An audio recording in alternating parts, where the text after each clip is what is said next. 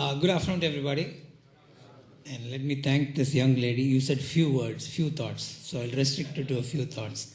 Since the group is relatively small, I'd like to engage it more in a conversational mode. I don't want it to become a PowerPoint conversation because A, it's boring. Saturday afternoon, both of us may fall asleep. I have a few thoughts, I'll share that with you. But I'd encourage a conversation through which even I'm sure would pick up a few thoughts because like Hari just said, there is no book on leadership and there are lots of books on leadership. It's an irony, it's a paradox. Anybody has a view on how to lead. I mean, you ask your 10-year-old niece or daughter or cousin or anybody. It's like all of us know how to bat better than Sachin Tendulkar. Right? We know theoretically how to play that ball. But when you are at the crease, when that event is happening, at the point it is happening, who does it better distinguishes himself or herself. So I think I would draw an analogy to leadership as all of us have a view. And like today sitting in this room, and this is election season, so I'm sure each of you have your pet theories on what has gone wrong in India in the last 5-7 years, how everything is a complete mess. And I think the media has done a magnificent job of pointing out all that is wrong, and they find one new wrong every day. Right? So it's evident that we are a country of great commentators. You know, all of us have a view, and invariably that produces the challenge for the leader. Now, why am I spending time talking about all that is happening? Because I personally believe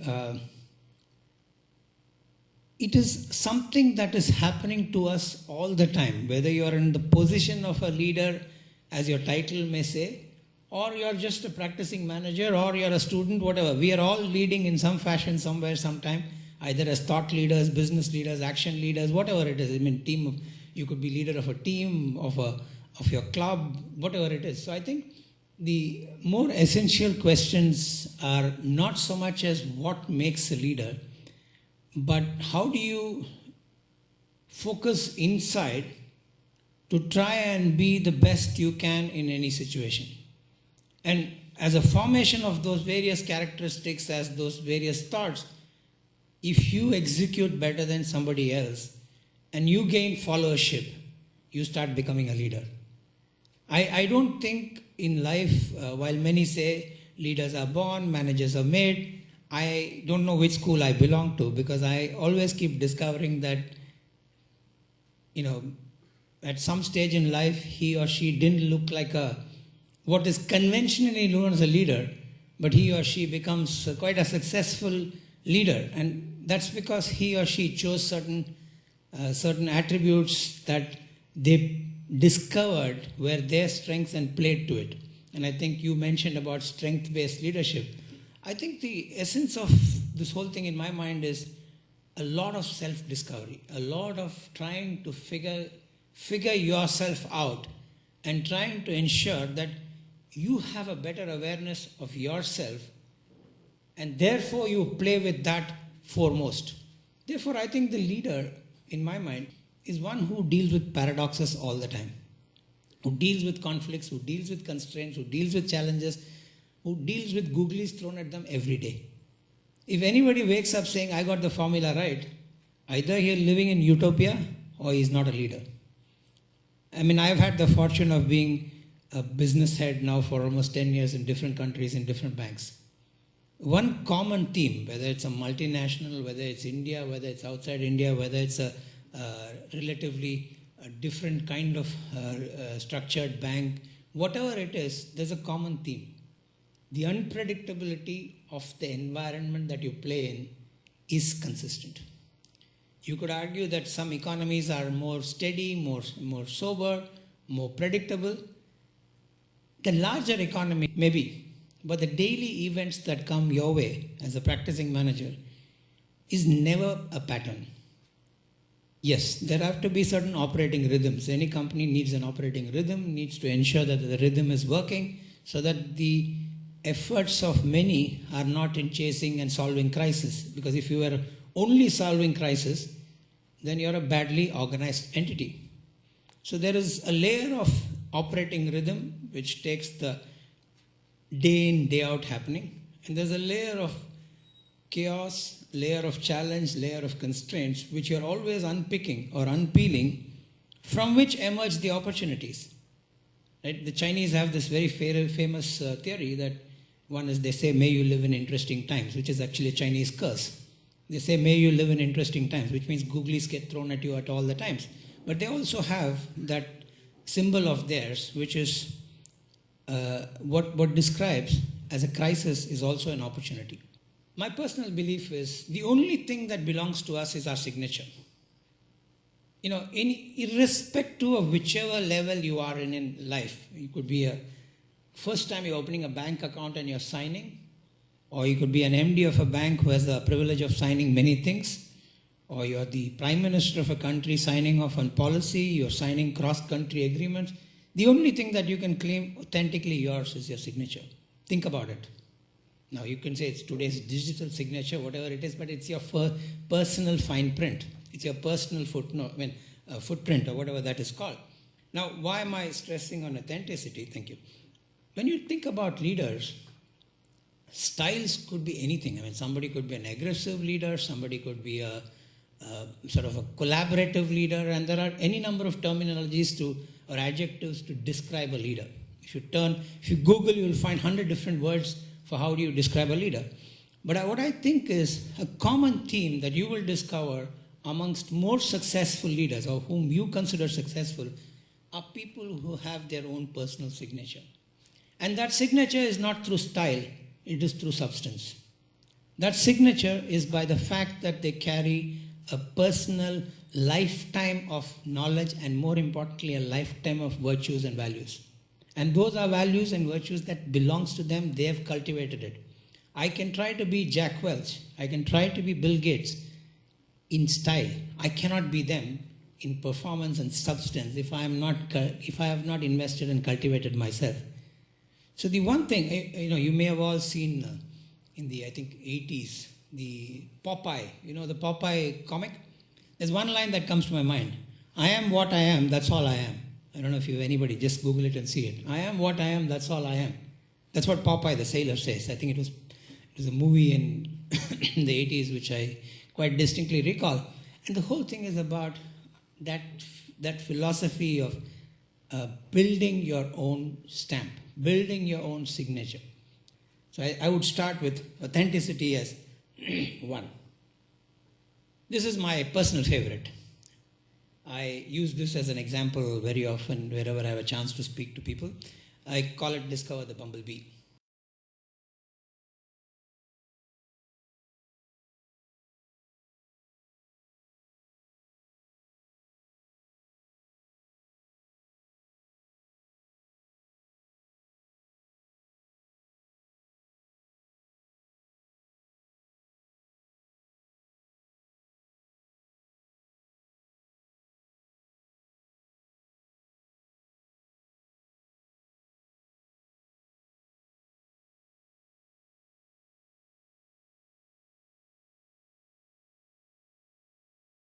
Now, I don't know if you all observed the bumblebee.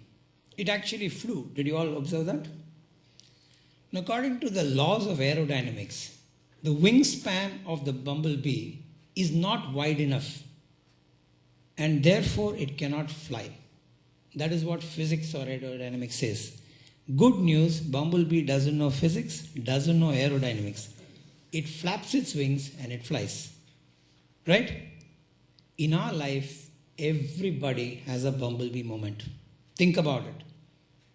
The number of times we've thought we can't do it, and we end up doing it, and we are thrilled to bits that we did it. Take any example in your personal life, take any slice of life, take any section of time, take any location of life, take any organization, take anything, you will find that we've all got bumblebee moments. We don't discover it enough, or we don't appreciate it enough. I feel the essence of, since we're in the context of leadership, is how do we discover the many bumblebee moments in each of our lives and be thankful for it, but more importantly, just have the courage to do it. And you will find that the more it becomes less intuition and more practice, you're becoming better at discovering your own capabilities. All of us will have bumblebee moments.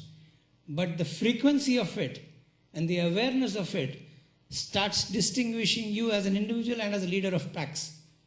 And so I don't know if I'm coming through, but I would encourage you to discover the bumblebee in each of you.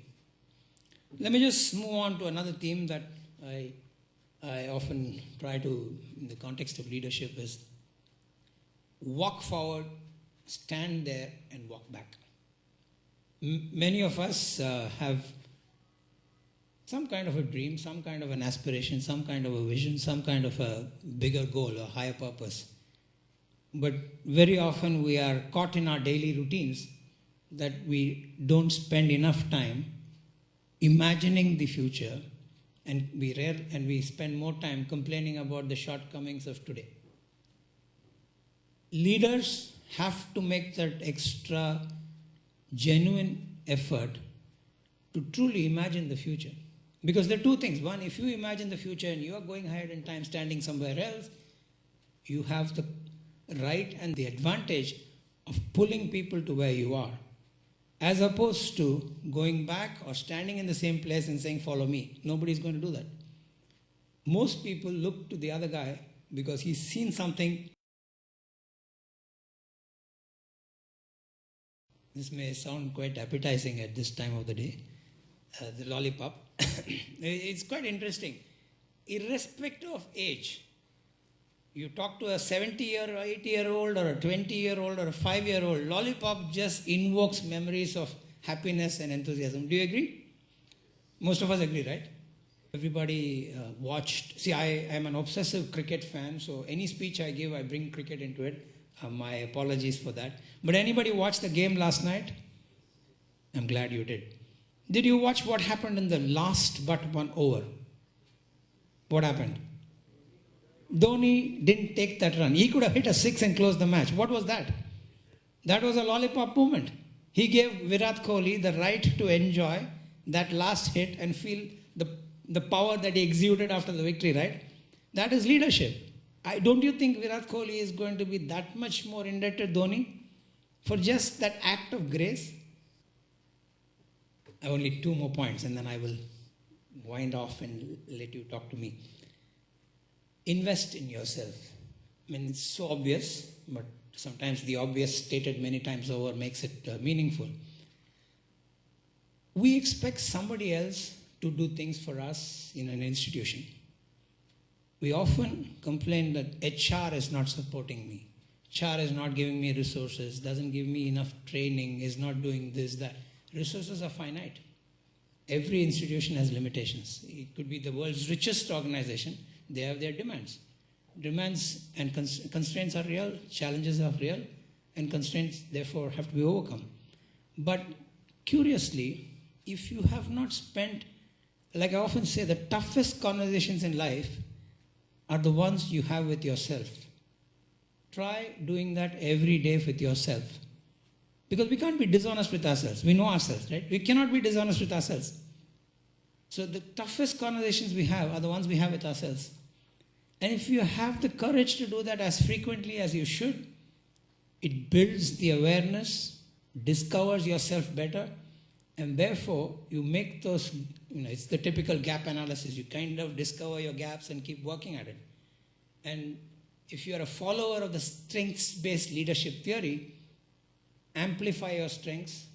Don't over-invest in trying to correct your weaknesses, because that's something that you're not going to dramatically alter. If you know the company Gallup talks about strengths-based leadership, strengths-based, everything is strengths-based. So play to your strengths. So the crucial part is invest in yourself, sharpen your skills, and because most employers, and I genuinely feel that's the right thing to do, hire for will more than skill.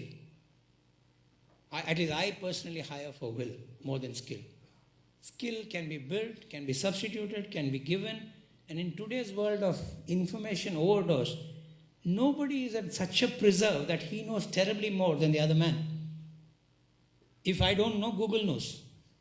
Right? So it's not such a big thing that you have, of course, being knowledgeable certainly helps, but it's the will that, that's going to make. And the will means that excessive investment in who you are, discovering yourself, trying to be that much better, and that much more indispensable, because you have your self-awareness, your ability to be closer to yourself is making you less distant from yourself. In some ways, trust is, many of us say, trust me, right? We all say, trust me. You don't want to trust me because I stand here and say, trust me. Trust is earned. Trust is never can you buy trust. Can't buy trust. It's earned. And that goes back to my first point about authenticity, and some of my points in the earlier parts is trying to ensure that the fact that I can stand here and say, trust me, comes not because I'm standing here and saying, is because of either the good things I've done or not done. And I was reading somewhere, it's about being good in your skin. Try and reflect on that. The building trust component is about being good in your skin, and it's something that you build by some of the things that I spoke to a while ago. The last point, and I cautiously chose youthful as opposed to young. We all age, that is real. But remaining youthful, particularly in a market like ours, which is the famous demographic dividend, youthful is a state of mind. I could be 50, I could be 60, I could be 70, I could be 20 and behaving like an 80 or the reverse. I would say one thing that many people ask me, what distinguishes a CEO or the core? It's an endurance rest. You need 24 hours to be fit and energetic. That's the bare minimum the job asks of you, other than integrity and doing the right thing. It's just a demanding role, because particularly in countries where we over-worship icons for no right or wrong reason, we do that. So the icons cannot do anything wrong. That's one. But you're always in public show. I don't know if you've all pieced it together. My sense of leadership comes like this. Authentic. I picked the B from Bumblebee, the I from Imagine, L from Lollipop. Invest, trust, youthful is ability. This is my authenticity, if you will. So with that, thank you. Be happy to answer any questions you want to.